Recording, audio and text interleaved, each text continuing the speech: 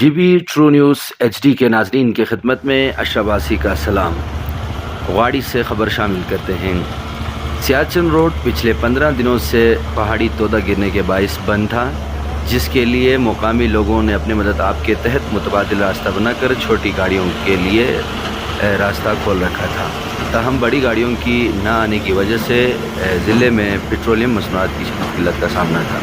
आज 15 दिनों के बाद एक्सवेटर के ज़रिए इस रोड को क्लियर किया जा रहा है और यहाँ पर आप देख सकते हैं कितनी बड़ी तादाद में गाड़ियाँ और लोग इस राह के खुलने के मुंतज़िर हैं। राहगीरों के तासुरात जानते हैं कि उनका इस रोड के हवाले से क्या क्या तासुरात हैं, आइए। जी जनाब, ये वारी का मकाम है। यहाँ पर एक पौधा गिरा था, पहाड़ गिरा था ऊपर से, आगे तक इसको खाली नहीं कराया जा सका। आज यहाँ पर एक्सवेटर लाकर रोड की सफाई हो रही है और नहीं मालूम कि कब ये रोड बाकायदा तौर पर शुरू होगा।